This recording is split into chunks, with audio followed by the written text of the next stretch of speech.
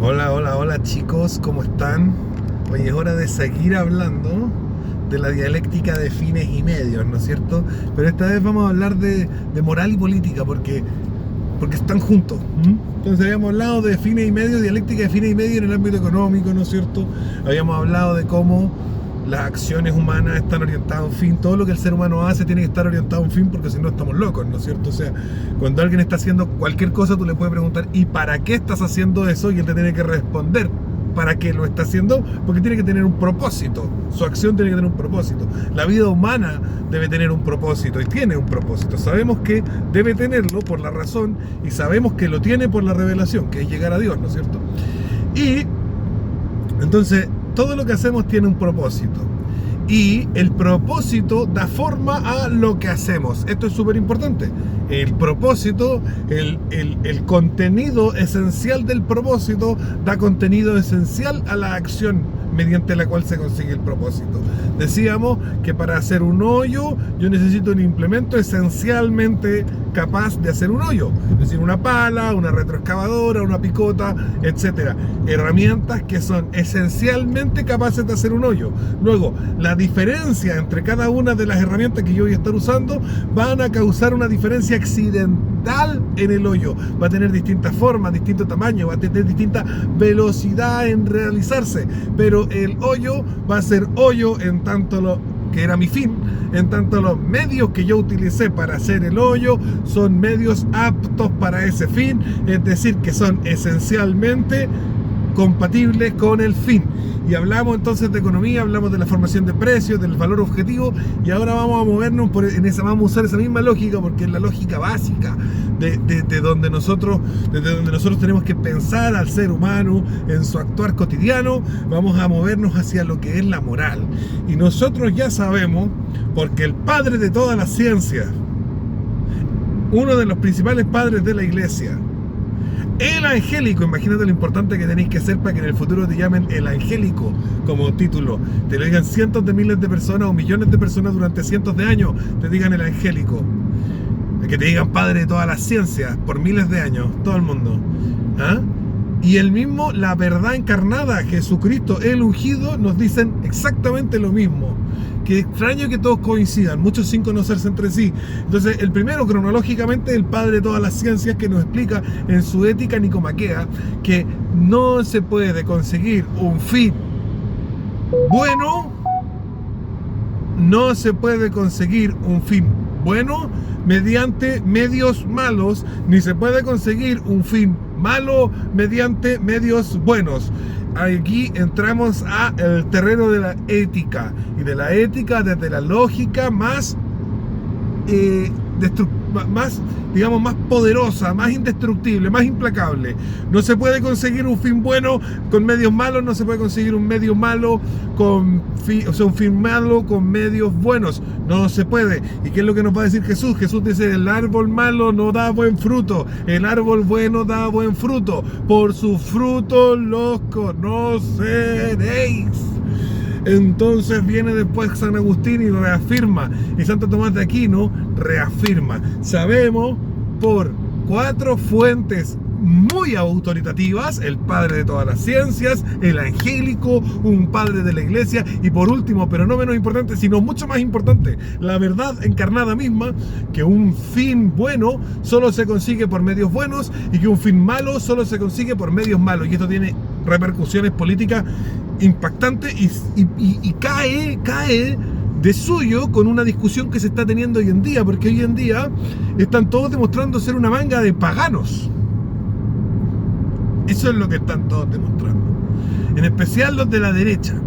Pero en realidad no, en realidad es porque son reactivos, son miedosos, porque lo que caracteriza a los de derecha no es ser cristianos y occidentales, sino ser unos cagados de miedo y estar siempre con el culo a 2 manos. Eso es lo que los caracteriza. Pero antes de llegar a la actualidad y el tema de hueones que están tratando de votar a favor del estallido fecal mediante su validación con esta nueva constitución, la haya escrito quien la haya escrito, que un árbol malo no puede dar buenos frutos, vamos a hablar un poquito de las implicancias que tiene esto respecto de ciertos criterios éticos que son considerados como normales en la...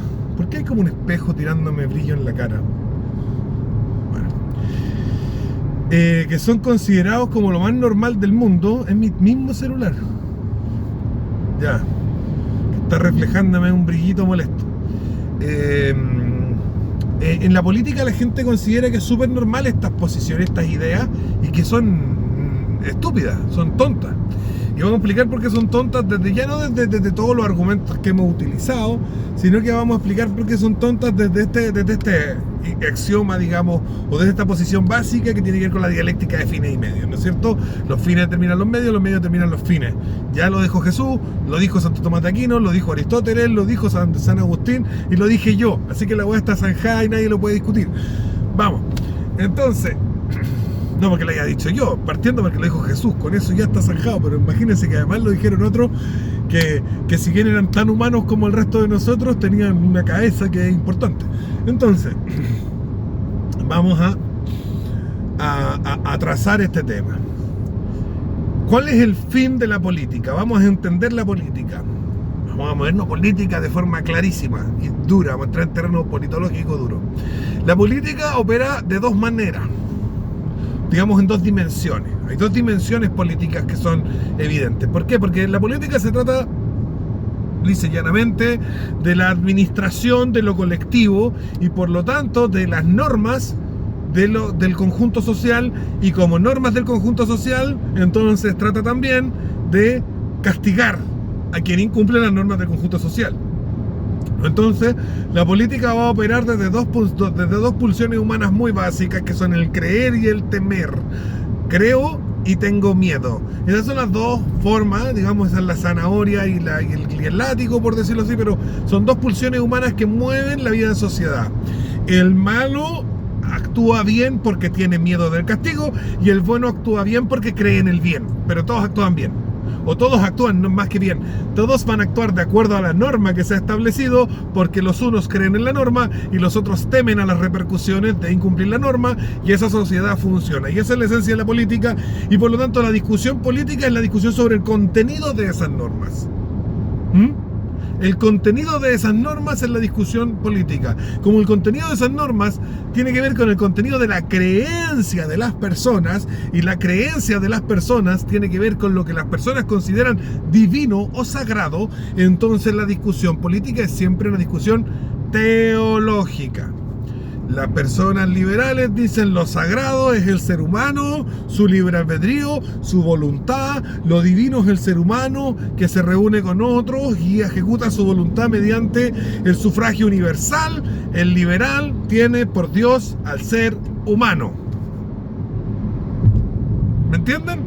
No estoy diciendo que sea religioso y teológico en un sentido de que siempre sea cristiano, no. Estoy diciendo que siempre es religioso y teológico de cualquier configuración religiosa que pueda existir. Lo importante es que quién pone las reglas en tu sociedad, o cómo se decide quién manda y de qué forma, etcétera. Eso es lo que estamos llamando Dios, porque el ser humano tiene que decirle algo Dios, y el más ateo le va a decir Dios a la ciencia, Dios a Carlitos Marx, o le va a decir Dios al ser humano en el caso de que sea más liberal o más secularista, pero todos le dicen a algo Dios. El ser humano tiene que tener algo que sea Dios, porque siempre hay algo que es lo más importante. Hay un algo que es lo más importante de todo lo demás. ¿Bien? No puede haber una igualdad de importancias. En 600 metros, continúa por Avenida Isabel Riquelme. No puede haber una igualdad de importancias para el ser humano. El ser humano no puede habitar un mundo donde no haya una jerarquía de importancia. Y como tiene que haber una jerarquía de importancia, como que X es más importante que Y. En 100 metros, incorpórate a Avenida Carlos Balduino. Gracias, linda. Me está interrumpiendo aquí el robot. Entonces, como no puede haber una igualdad de importancia, porque no podríamos actuar, necesitamos una jerarquía de valores. Entonces necesitamos que, por ejemplo, me importe más mi hijo que el hijo del vecino, porque si no, no puedo tomar decisiones. Que no puedo. No puedo tomar decisiones, por ejemplo, para reproducirme si todas las chiquillas me gustan exactamente lo mismo y me importan exactamente lo mismo, me caen igual de bien. etcétera. Tiene que haber jerarquía de valores. La jerarquía de valores es lo que nos permite a los seres humanos actuar, ¿bien? Porque la jerarquía de valores concierne que los valores fundamentales, los más altos, los más elevados, van a ser los fines. Y la sociedad, al igual que el mismo ser humano a nivel particular, necesita actuar en dirección a unos fines. Y necesita considerar que algo es sagrado para que eso sagrado se vuelva el fin. Y eso sagrado que se vuelve el fin es el bien máximo. Y si ese es el bien máximo, entonces a esa weá se llama Dios. Aunque no sea el Dios que yo profeso y que yo, digamos, y que yo adoro y que yo obedezco, eso que tú consideras lo máximo, ese es tu Dios. Y ese es tu Dios con minúscula porque además no existe. Pero bueno, y tú puedes ser tu propio Dios, lo cual es patético. Pero existe. El tema es que no existe alguien que pueda decir, no, en mi caso no hay Dios. No, porque hay una jerarquía de valores y hay algo que está encima de todo, ¿no es cierto? Siempre hay algo que está encima de todo en esa jerarquía de valores y siempre hay una jerarquía de valores. Ya quiero dejar esos puntos claros como para que vayamos avanzando. Entonces, la política va a operar en dos áreas. El área de la teología, que es lo que creemos que es sagrado y que por lo tanto ordena nuestra estructura de valores, genera de forma lógica una subsecuente corpus normativo que establece cómo la sociedad tiene que operar. Y luego la violencia, y aquí vamos a hablar de la violencia. Hay personas que no van a obedecer las reglas, ya sea por debilidad de su voluntad, por debilidad de carácter, por la tentación del maligno, y también porque no están de acuerdo con las reglas, porque les parecen injustas, porque les parecen incorrectas, porque su aproximación al bien máximo es distinta. Ellos no creen en el mismo bien máximo que se ha impuesto mediante las reglas. Entonces vamos a tener personas que no van a querer seguir las reglas voluntariamente. No van a querer seguir las reglas porque crean en ellas. Van a querer seguir las reglas única y exclusivamente si es que el castigo, si es que la amenaza del poder político para aquel que no quiere seguir las reglas es lo suficientemente violenta, lo suficientemente punible, castigadora, agresiva. Si es que la amenaza es real, es creíble, porque el Estado puede decir pena de muerte para todos los que roben, pero si no tiene una policía que esté vigilando y que realmente esté agarrando a los ladrones, da lo mismo. Entonces tiene que ser la credibilidad del castigo, el tamaño del castigo, etcétera. El que no está de acuerdo con el sistema, ¿no es cierto?, hay que mantenerlo en el sistema mediante el miedo. Así funciona la política. Eso es tan simple, no es tan complicado. Bien, entonces si nosotros vemos que la política tiene unos fines, que la política tiene unas características, que opera el poder político opera en dos lados, ¿no es cierto? En el creer y en el temer, en la teología y en la violencia. Entonces lo que tenemos que darnos cuenta es que la política no puede tener por medios la no violencia. Claro, porque el medio es definido esencialmente por el fin, ¿no es cierto? El medio, si el fin es el poder político y el poder político está caracterizado por la teología y la violencia, el medio tiene que estar esencialmente determinado por el fin. Veamos el fin, que es el poder político. Eso es lo que queremos conseguir, ¿no es cierto? El poder político, bien, esencialmente está determinado por el fin. El medio está determinado esencialmente por el fin. El medio tiene que ser teológico y violento. O sea, no necesariamente estoy diciendo que se haya que ser como un loco que hace violencia, no. La violencia tiene que estar organizada, porque la violencia del poder político es organizada. Tiene que estar planificada, porque la violencia del poder político es planificada. Entonces, como fin determina el medio, no es cualquier violencia, es una violencia organizada, planificada, sistemática. La violencia del medio para adquirir el poder político tiene que ser sistemática y por lo tanto el medio para obtener el poder político tiene que ser violento, porque tenemos que ser coherentes y consecuentes con Jesucristo, con Aristóteles, con Santo Tomás, con San Agustín, que los medios malos no pueden dar fines malos, que solo dan fines malos, y los medios buenos solo dan fines buenos. Si consideramos que el poder político es un fin bueno a conseguir, entonces tenemos que entender que los medios tienen que estar determinados por la naturaleza de los fines. Y si la naturaleza de los fines es teología y violencia, la naturaleza de los medios es teológica y violenta. Y esa naturaleza de los medios tiene que ser equivalente en el mismo ámbito. Es decir, tiene que ser una violencia organizada, sistemática, planificada, racional, ¿ah? O puede ser una violencia aleatoria. Eso no va a dar poder político. Eso la izquierda lo tiene súper claro. Por eso cada vez que quieren obtener algo, no es que ganen unas elecciones. De hecho, con Boric a la cabeza no han obtenido nada, sino que se lo sacan a la derecha mediante protestas y tiras piedras y cosas por el estilo. Y es porque ellos saben cómo funciona el poder, y por eso llevamos 20 y tantos años gobernados por el Partido Comunista, y vamos a seguir gobernados por el Partido Comunista hasta que a alguien en la derecha se le caiga la teja y aprenda política, aprenda esto tan simple que yo llevo explicándole en 15 minutos. Bien, ¿cuál es la función de la del medio, ¿no es cierto? Del que hace política porque quiere que... Porque hay gente que quiere conseguir el poder político para ellos, pero esos son mezquinos, ¿no es cierto? Personas soeces como José Antonio Kast, ¿no es cierto? O Evelyn Matei, personas soeces, mezquinas, ordinarios. Quieren ellos mandar. ¿Qué es eso? Las personas decentes, las personas íntegras, lo que buscamos no es el poder político para nosotros, sino el poder político para nuestra idea. ¿Se entiende la diferencia? Creo que entiendan la diferencia.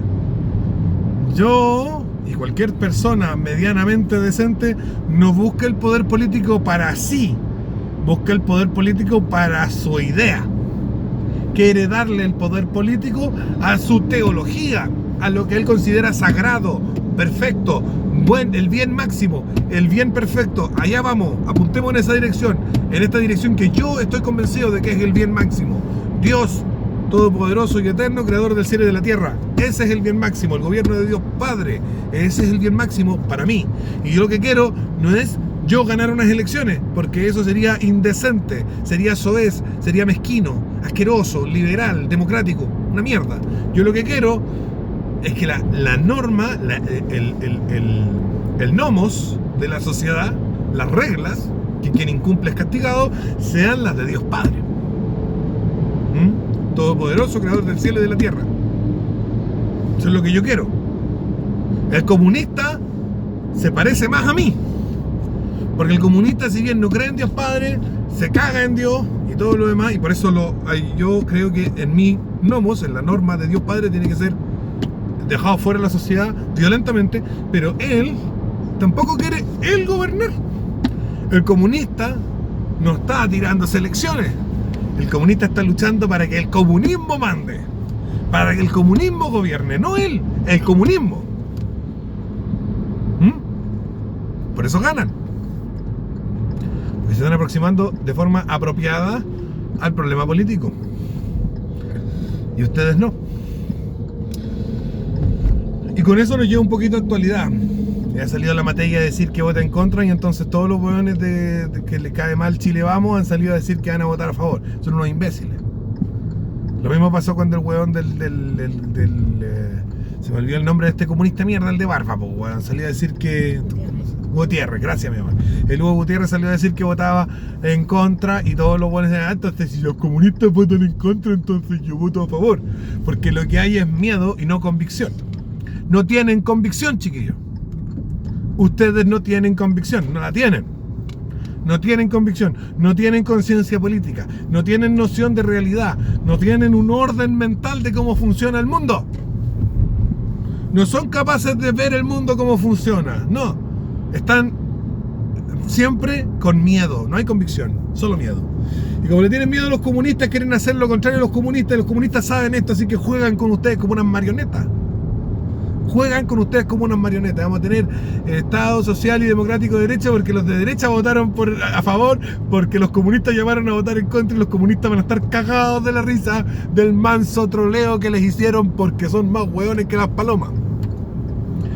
Del árbol malo no puede salir algo bueno, del árbol bueno solamente puede salir algo bueno, y del árbol malo solamente puede salir algo malo, por sus frutos los conoceréis. Jesús lo dijo, no lo dije yo, lo dijo Jesús, por la chucha. Jesús lo dijo. El Cristo, el ungido, la verdad encarnada, lo dijo, no lo digo yo. Y lo dijo Aristóteles, padre de todas las ciencias, Pugón, Aristóteles. Y lo dijo Santo Tomás de Aquino, el angélico lo dijo. Y si usted concibe una mínima pequeña, ultra mínima pequeña, un porcentaje ínfimo de posibilidades de que la nueva constitución sea buena, usted está concibiendo entonces la posibilidad de que el estallido fecal haya sido bueno, porque ese es el árbol que está dándonos este fruto. Ese es el árbol que está dándonos este fruto. De aquellos barros, esos lodos. De aquellos barros, esos lodos, dicen en España. Ese es el dicho.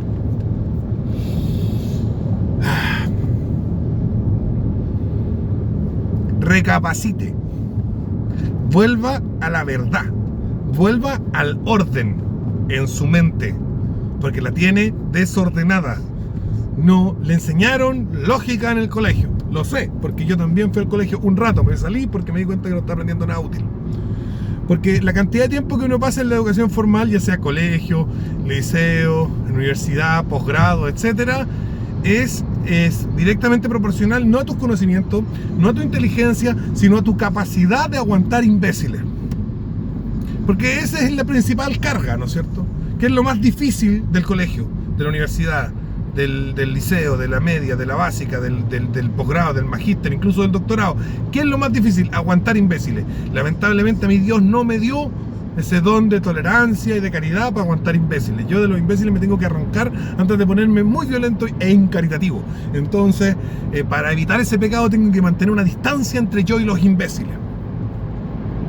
Y como ustedes tuvieron tolerancia a la imbecilidad, o incluso son los imbéciles a los que hay que tolerar, ambas opciones puede ser, entonces estuvieron ahí y no aprendieron lo que había que aprender. No los hicieron leer la ética nicomaquea, no los hicieron leer el evangelio, no los hicieron leer tratados de lógica, no, los hicieron leer puras estupideces y estudiar puras weas, que el Principito, Juan Salvador Gaviota, el perfume, puras weas. Aprendieron puras weas.